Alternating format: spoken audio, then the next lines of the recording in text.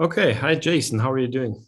Very good, BLONITY. Thank you for finally having me. It feels long overdue. Yes, of course. Yeah, I mean, last week was the big conference in Miami. Can you tell us a little bit about this event? Yeah, crazy week, and not really even just for the conference itself, just by so many people in the industry being there, you get set up from, going meeting to meeting to meeting. I actually didn't even spend as much time at the conference as I would have liked. I'm still a Bitcoiner. I like listening to all the panels and all of that kind of stuff, all the different talks, but I did not even have time to do that. So I'm gonna have to be watching them on YouTube now after to catch up. But yeah, really incredible time for business development. This is the industry is still growing, and there's so many personal relationships around that. So it's great to see so many people again in person, and meet new people as well. Very, very, very productive time for networking in the industry. Okay, great. So yeah, now you're back at Riot Blockchain. Yeah, what are the improvements for the company right now? What is happening with Riot? So, as you should probably see following along in our monthly updates, we are really aggressively building out that Windstone facility right now. We have our first two immersion buildings, which are really exciting. I know Chad uploaded a video, I think the end of last week, showing inside, full tanks all the way in there now. And it's pretty incredible to see, to think that just a few months ago, several months ago, that building wasn't even finished, the structure of the building, and now we have that filled with immersion cooling immersion cooling tanks. So getting that ready and timing that with all the monthly miners coming in has been very interesting, and we're starting to see the results. All the hash rate growth that we have on a month-over-month basis now has been going into that immersion cooling building. I know you're familiar with the benefits from immersion cooling. We've talked about the ability to overclock our machines in there. We're still testing that out initially, but the theme at Riot is definitely building, pedal to the metal building, getting that facility up to 700 megawatts this summer. Nice. What is the hash rate you're running right now at your facility? So the last reported hash rate capacity we reported in our monthly update was 4.3 exahash. That's a combination, that's primarily Windstone, but we also have a legacy hosting agreement at CoinMint where we have approximately a capacity of 1.6 exahash there. Okay, nice. So what are the next targets for the hash rate for the end of the year and yeah, in this year, 2022? So the end of the year is just shy of, or just about 12 exahash. On our last update, we have purchase agreements to get to 12.8 exahash, and that's for purchase agreements for miners shipping through December. So conservatively, we pushed that back. Our 12.8 exahash goal, which we were previously reporting as December 2022, we pushed that back to January 23. These miner shipments typically they are shipped out towards the end of the month, so we need some time to both receive and deploy it. So we thought more conservative and realistic to use January 23 as a target to get that figure. But that's just for the last shipment. So we still expect to get just over 12 exahash by the end of this year. Okay. But ahead of that, we are receiving thousands of miners on a monthly basis, and our hash rate is growing, a few hundred petahash every month, and then ramps up more as the shipment schedule ramps up towards the middle of the year when the S19 XPs start coming in this summer. Okay, nice. I think in the last operational update, it sounds like the 5.4 exahash is the next step, maybe in April. So 5.4, yeah. So that target is based on both the miners that we have in inventory getting ready for deployment, and then also the miners that we are expecting to receive from shipments during this month. So 5.4 exahash is probably a little too ambitious for April, but I think over the next several weeks we are expecting to get with those miners. Something I wanted to add to give color. With immersion, the deployment process is a little bit different. In an air-cooled building, you can really take the miner out of the box. Maybe there's an adapter or something that's needed, and then you can put that up on the wall. But kind of two things here. One, we aren't deploying into a building that's been sitting empty, for several months. We are building infrastructure alongside, our miners being deployed. And I think we, have proven ourselves as some of the fast builders in the industry, but it's a, process of building this and then having the miners, then going in, and you have these two kind of trains in parallel running forward. From my opinion, from my point of view, that's one of the advantages of the vertical integration strategy here, is that we are controlling our own development, and therefore we have greater control of the deployment rate of these machines. So that's one thing to think about with immersion deployments. The other thing to think about is you cannot run these ASICs, you cannot run these machines with fans when they're in immersion.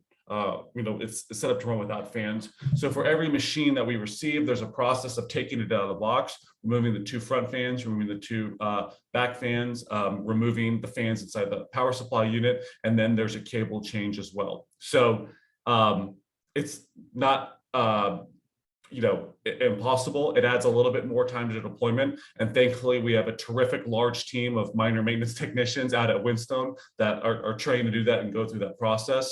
But just wanted to add that color of what goes into these deployments on a immersion basis. And so, when we put in our update that we have miners in inventory, miners coming in, we'll get to 5.4 exahash once they're deployed. Didn't necessarily mean in April, but moving as fast as possible to get that done over the next several weeks. Okay. How big is Riot Blockchain now? How many employees do you have? So if you look at all, so let's talk about what goes into Riot. Riot is this corporate parent company. There's about 30 employees that just kind of work at the Riot corporate level. And then we have Whinstone as well. Whinstone really is Riot. Riot is Whinstone. Whinstone is Riot. It is on paper a subsidiary, but Whinstone is Riot's Bitcoin mining operations. So I consider everyone in Whinstone a Riot employee. I consider everyone in ESS Metron, our electrical engineering company, Riot employee as well. Whinstone has about 200 or so, a little over 200 full-time benefited employees. And then ESS Metron, our electrical engineering and manufacturing company out in Colorado, has about 200 as well. So all in, you're looking at over 400 employees for Riot, the company. Nice. What is the difference? What differentiates Riot from other miners? Because there are a lot of miners now traded on the NASDAQ. What is the difference from Riot? I know you've been covering this space for a long time, and it's amazing to see like where we are at in the public space now compared to a year ago. A handful of NASDAQ miners a year ago, and now there are there's 25 publicly traded Bitcoin mining companies, or trying to go public in the United States. It is, or in Canada. It's a crazy growth in the public space for Bitcoin miners right now. But I think what really differentiates Riot, I can come up with a few things. One, our history. We have been in this space for almost 5 years now. Now, that might not sound like a very long time in other industries. If I told you that I was in gold mining for 5 years, you might say like, okay, this guy knows what he's doing, but there's companies that have been doing this for decades. In the Bitcoin mining space, 5 years is decades, really. This industry moves way faster, and there's a lot of know-how that's gleaned from doing this stuff for many years. We've been through several market cycles. We've seen what works. We've seen what doesn't. We've built relationships. So I think the history that we have operating and the experienced team that we have building Bitcoin mining operations is a huge advantage. The team out at Whinstone has done this for years. They started small. They figured out what works, what doesn't, and have built an incredible team, an incredible development capability along the way. So you combine that with the Whinstone facility itself, the massive expansion for power that we're building out into right now, 700 megawatts, the extremely low power cost, and then I think the early mover advantage that we had procuring hash rate back when it was a lot cheaper, a couple of years ago, has positioned us very well.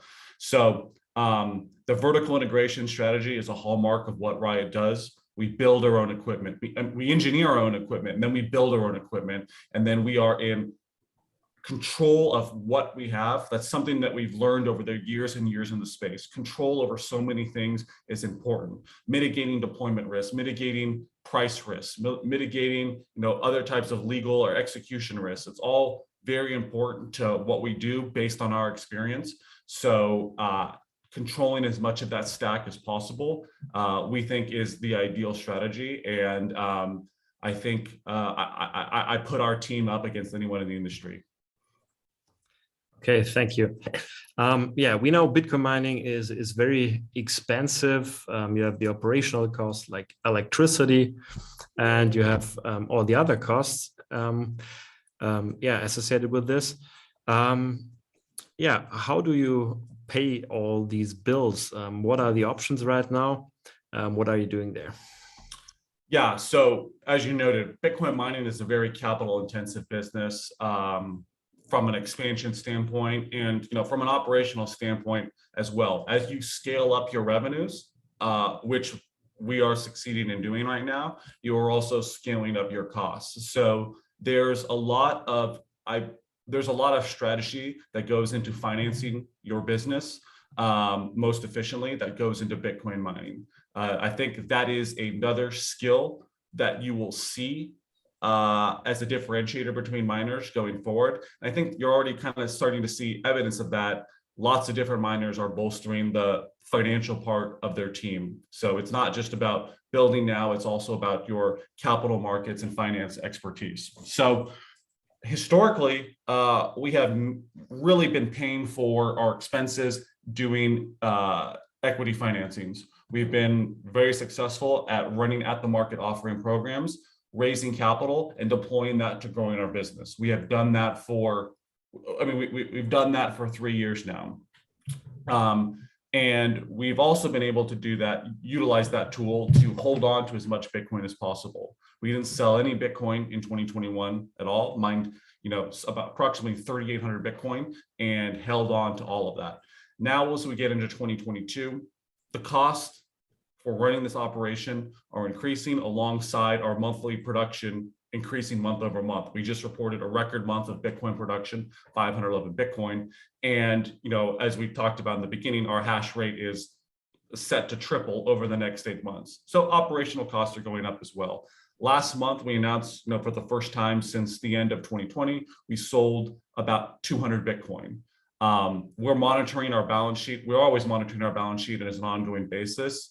And we believe selling some amount of monthly production, still holding on to most of our Bitcoin, because we believe having a strong amount of Bitcoin on our balance sheet is very important to our Bitcoin focused strategy. That's something that our shareholders want.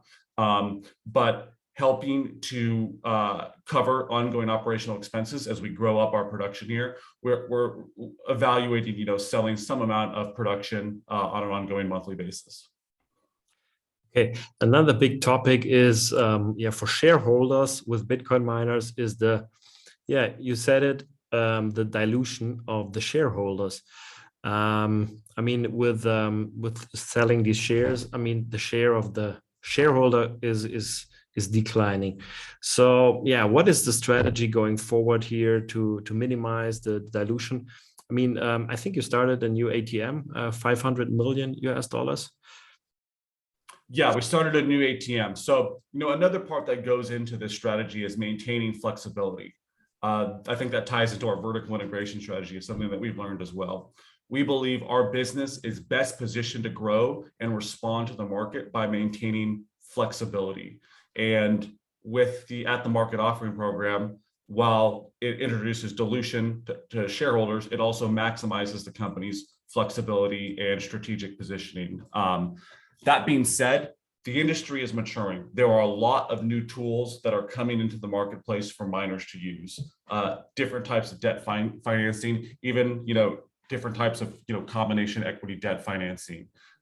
We look at everything very, very closely, and we make an evaluation that where we consider keeping as low of a cost of capital as possible. We consider the rate at which we're able to raise those funds, and we consider the impact that has on our operational and financial flexibility. We are looking at using many other tools besides an ATM, but we're very cautious about what types of tools we introduce to the company and what impact that might have. But you know, I think everyone should expect RIOT and other Bitcoin miners to using a diverse array of financing tools going forward, that introducing different types of debt that are less dilutive and have less impact on less impact on dilution. But that's something we're looking at. There's no definitive plans. There's lots of tools coming over. We have lots of relationships in the capital market space, and we are looking at all of them as part of a broader, longer term strategy. Okay. Yeah, it seems like the equipment financing, some competitors did it. I think that could be a big thing for the miners. So that market's getting better. I mean, that market used to be like 18 to 20% interest. You have to put up your machines as collateral, which introduces some risk on, if you get into very poor market conditions. We actually believe, once again, our vertical integration strategy gives us more optionality with financing, because we believe the infrastructure that we own can get us more interesting debt options. We're able to leverage that in the capital markets in a way that's less risky and has a lower cost of capital than collateral that might be priced more risky, like equipment. Yes, I mean, what the shareholders most care of, I think, is the stock price, which highly depends on the market right now.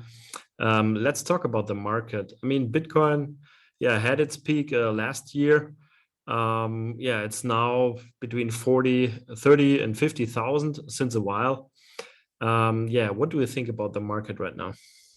I think Bitcoin mining stocks have all kind of been trading pretty close in correlation with NASDAQ as a whole right now. So I think a lot of these technology stocks, lumping all of those things together, have had a very poor year so far. There's a number of things that go into that. I think rising rates, geopolitical concerns. So I think the market as a whole, Bitcoin miners included, have been impacted on that. What the future looks like, I'm always very bullish, but always optimistic that things are going to turn around. I think though, regardless of what happens to the price of Bitcoin, our operations are growing so significantly now on a monthly basis, and our hash rate, our infrastructure is going to be so much larger at the end of this year than it was at the start of the year, based on all the expansion that we have going on. So, I'm optimistic that even in a poor Bitcoin market, our financial results are going to be showing improvement over the coming periods here. Okay, thank you. I think you're hosting miners also in the facility in Whinstone. It's 200 megawatt. Do you plan to grow the hosting capacity, or is it just the 200 megawatts? So for us, that's kind of a cost of capital evaluation right now. Right now, all the expansion we have going on, we are trying to reserve and keep focused on Bitcoin mining. On our self-mining operations. If you look at the graph at our deck, you'll see that we are building more power capacity than the actual amount of machines that we have on order. That extra capacity gives us optionality. We can buy more machines. We can increase the hash rate and thus power consumption of our existing machines in the immersion cooling building, like we talked about, or we could expand our hosting business. And I think that decision will depend on, one, the level of success that we're able to have and that increased hash rate of production from immersion machines. And then two, I think it kind of depends on the cost of capital at that time and what the hardware market looks like at that time. That's another great thing about having this capacity. If it happens to be a time where procuring hash rate doesn't look as appealing as it might otherwise would, then we have the optionality to utilize that capacity for hosting instead. So that's something that I think we're going to figure out here over the next several months as this build out is completed and we're seeing what we're able to achieve with immersion and these miners in this new type of infrastructure. Further, we shared in the February update that we're looking at expansion opportunities right now. We've already procured 6 100 megawatt transformers, which, as you know, are one of the most difficult pieces of equipment, longest lead items to procure in this type of environment. Typically can take up to 60 weeks, I believe, right now to get a 100 megawatt transformer. So we have 6 of those ready. So we're closely looking at expansion. And then as we build out, we can make forward-looking plans on, do we want to utilize that for hosting or do we want to utilize that for self-mining? Once again, I think a cost of capital decision that we make based on market conditions around that time. Okay, yeah, you're consuming a lot of energy, and this is for some people a big concern right now. What do you think about the whole ESG energy debate right now, where this is going? Is this a big risk for this industry in the United States? I think a very important part of this discussion, this debate, is about why Bitcoin mining uses energy. And there's so much misinformation out there. I mean, it is clear now there are groups that are putting money into driving misinformation about Bitcoin and Bitcoin mining in all types of publications. The war is on, and the onus is on us as an industry to get out there and meet these detractors and counter their misinformation with truth and education about this industry. Bitcoin mining uses energy to solve a key problem. How do you get disconnected parties globally to agree on a valid state of a blockchain without trusting each other?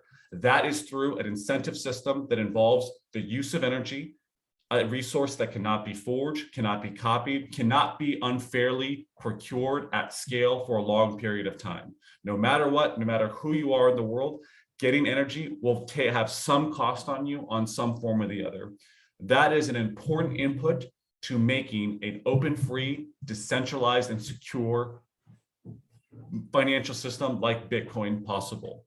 There's misinformation about that. Some people act like that's a design inefficiency, like all these miners need this energy to somehow find blocks because it wasn't coded well enough. I mean, it's just comical. There's a very key reason of using this energy. And the properties of Bitcoin mining, in fact, have a positive impact on energy markets. That's another part of the story that we tell. We are motivated to find the lowest cost of energy possible. So we are out there finding surplus energy. 1/3 of all energy that's generated globally is wasted, congested, lost in transmission. There's no buyer. That is a massive global inefficiency society has. Since Bitcoin mining is indifferent to the location that it operates in, it can go in and procure that surplus energy. And by deploying capital and taking the risk to secure that energy through things like long-term power purchase agreements, through things like building infrastructure to use this energy, we are making a capital investment in that grid, and we are incentivizing more generation development in that grid. Further, since we've procured that energy, we now have the flexibility to respond to different types of grid events. Energy grids, as you know, are not a constant demand and supply of energy. These things are floating around, and base loads like Bitcoin mining are this very unique type of load that can help balance that and have the flexibility to respond to different events. A big tech data center can use a lot of energy, and they can maybe build that anywhere depending on the fiber connection, but they cannot just shut down and respond to grid events. Those are 24/7, 365 mission critical applications. And as a result of that, I think we really address the S part of ESG. The whole ESG argument always just stops in energy. If you're interested in ESG, there's 3 letters to that acronym. We should discuss all of them.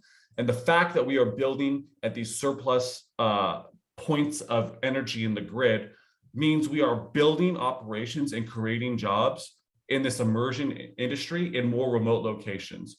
Whinstone is in Rockdale, Texas. That's a town that previously had, and I know I'm probably just rehashing what Chad talked to you about when he was on your podcast, but a population 5,000 rural Texas, one of those towns that had a major industry in it before, a Alcoa aluminum smelting plant and then aluminum generation facility. When they went out of business, the entire town was pretty, economically impacted by that. And what was left was this, high capacity energy infrastructure that otherwise wouldn't be used. Now, Bitcoin mining is here. We use that. We capture that inefficiency. We build a massive facility. We have a strong economic impact on that activity, on that community, and we create hundreds of jobs. That's something people don't realize about Bitcoin mining. It's not just a bunch of computers up on shelves somewhere. There are people that go into this. This is a people business. It is large scale infrastructure that has complexity and hands that are needed to make it possible. So as a result, in rural Texas, we are exposing a community to Bitcoin. We are also increasing the financial education and the financial freedom of the people that live in these surrounding communities. And the result is there are people that maybe didn't know what Bitcoin was a year ago or 2 years ago, and they are now trained Bitcoin mining technicians, and they love what they do, and they are excited to be a part of this industry. Okay, so yeah, the risks are limited. I would say it's an educational risk. Yeah, let me finish up your question about that, actually. So I get so excited talking about the people that I forgot where we're going from the beginning. But Texas, very friendly environment for Bitcoin mining. I tell people a lot of the time, I know Bitcoin is going to make it, and I strongly believe in Riot's ability to compete. The big X factor is adverse regulation. And I don't think there's an environment better in the world that you can mitigate that risk than Texas, where the governor's office, the senators in Texas, our local representative, all the way, every level of government sees what we're doing, and they are very supportive of the impact, the positive impact that Bitcoin mining operations like Riot has on both energy grids and on the social impact we have as well. So I'm very optimistic in our positioning around that. And that is why we are devoting so many resources and deploying so much capital in Texas, which I believe is the safest jurisdiction for Bitcoin mining. Okay, yeah, that's interesting. Yeah, there are several regions in the US where it's not working so great. I think New York is one part. Yeah, and there are several other regions. So it's going to be interesting. I think it will take some time to, yeah, like the internet. It was also at the beginning, people said, yeah, it will not work, or we have to regulate it to death. But yeah, we know where we are now. Said email is going to eat up all the world's energy by 2001. That was a famous prediction before. Yes, yeah, there are a lot of crazy predictions. Yeah, so it depends on, are you a believer or not? I know you're a believer. I can see this. Okay, yeah, the energy. So you have very cheap electricity prices, but you're facing also some downtime to get these prices, right? Yeah, so we reported for the second half of 2021, after we acquired Windstone, our average power cost was about 2.7 cents a kilowatt hour. And as you noted, a bunch of things go into that, mainly driven by a long-term low-cost power purchase agreement, but also there are temporary blocks of power, there's hedging strategies, there's real-time procurement, and there's ancillary services revenue from selling power back to the grid. And the revenue we get from that helps lower our overall power costs. That does result in some downtime, but I think it drives the best financial results for the company, and it is also part of being a good corporate citizen. Like we were talking about, the people that we employ are very important to us. The people are part of our team, and thus the community that we operate in are important to us. So we believe that is part of, Texas gives us a great environment to do business in, and we want to, give that back to Texas as well. So we will, we proactively respond to events, even if we don't necessarily need to, as a part of being a good corporate citizen and making sure that we are, have a robust and strong community. Okay, nice. Yeah, you also have a large-scale immersion facility now, or you're building this. Yeah, what can you tell us about immersion? Is it more difficult to operate? What are the efficiency gains right now you're expecting? Yeah, so you know, immersion, I believe, is the future of Bitcoin mining. It doesn't matter what climate you operate in. I believe many years down the line, you know, let's say over the next 5 years or so, that all miners are going to trend towards immersion. Um, these machines, these ASICs, are running at full speed, hot, their entire lifespan, using air cooling to go over them. Now, in colder environments, that air cooling is, you know, very, I think, very efficient. We've actually made air cooling very efficient, even in Texas, using different types of evaporative cooling system. Our air cooling operations function just fine in the Texas summer. But no matter what environment you're in, Texas or, you know, the North Pole, that wind, that airflow through the machine introduces a vibration. It is still very hot. Then you can have cold air, but those chips are still operating hot, and that can introduce maintenance and degradation of machine quality over time. When you're in immersion, you are cooling that chip right at the chip level. You know, the heat isn't necessarily, you know, having to come off and then the air is cooling. You are cooling that chip right at the source. And you are also minimizing the vibration of all components and therefore minimizing the possibility for different failures. So it's a very important tool, I believe, to prolonging the machine life and reducing the amount of hands-on maintenance that's needed to fix broken machines, you know, repair a fan, take this down, change a hatch, all that kind of stuff.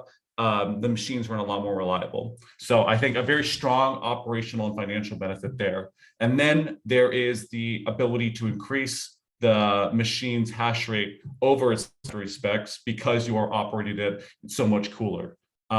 Just like I'm sure, you know, lots of your viewers have gaming PCs.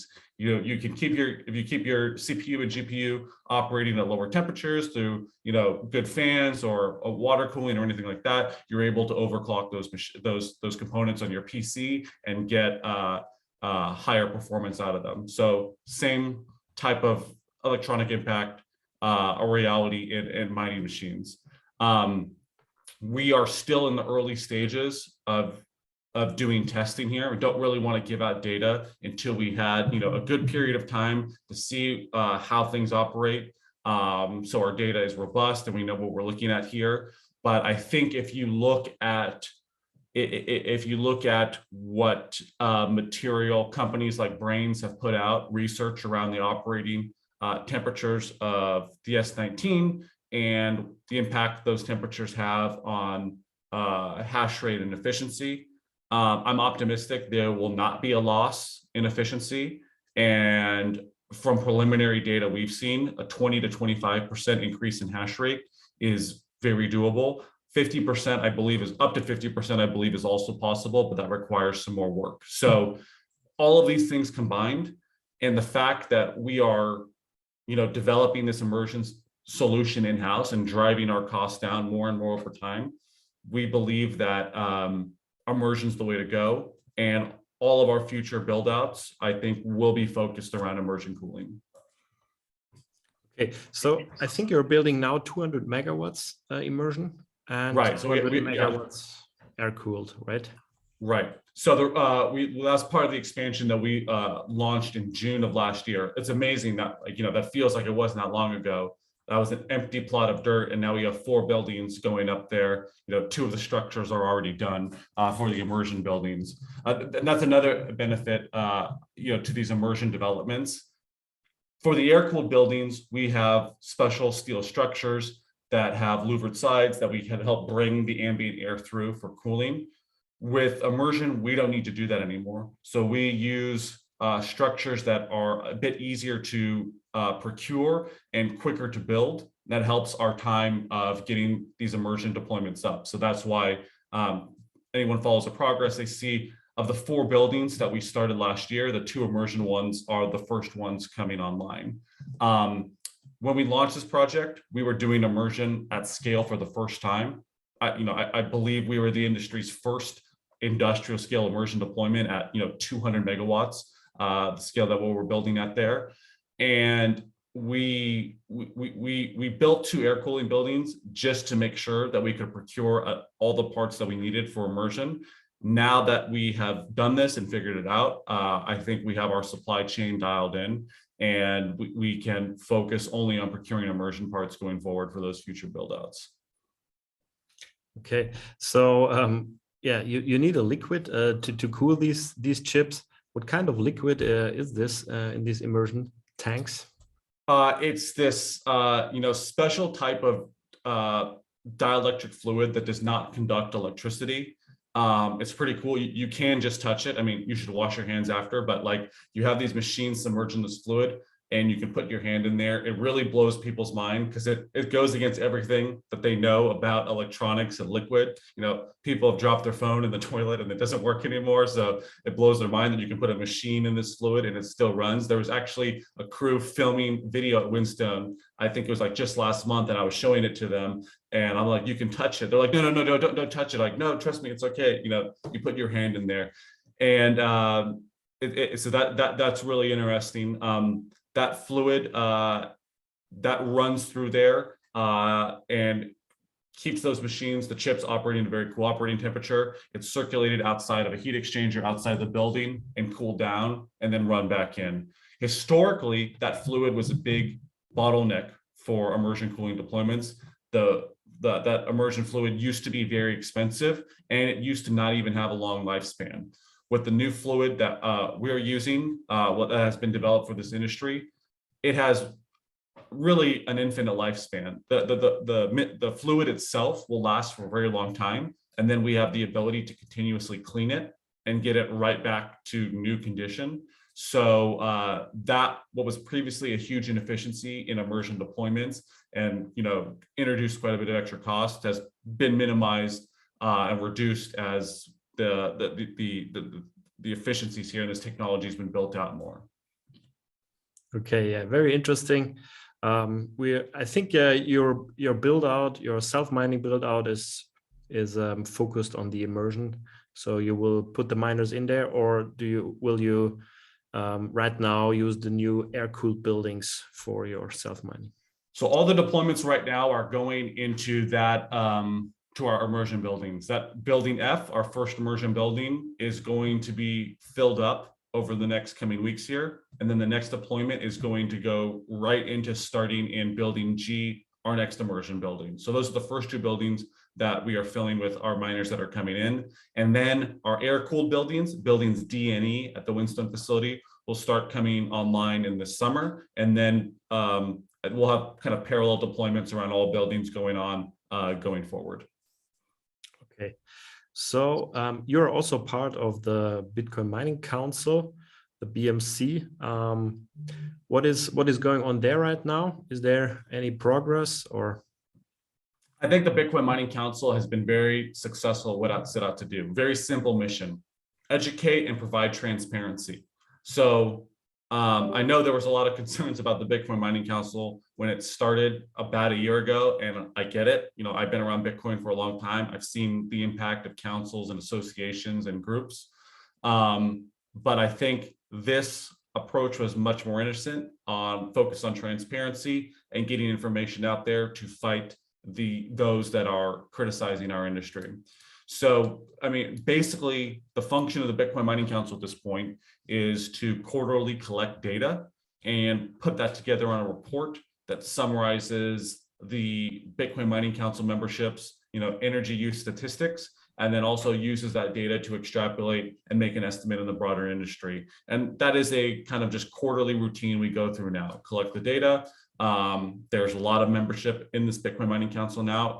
A significant amount of the hash rate contributes to these surveys. And then there's a quarterly briefing that's released that summarizes statistics. And, we typically have done like a Twitter Spaces or Zoom call where people are able to ask questions. We talk about what's going on in the industry. It is an education and it is an information resource. And I think the council has been very successful at that.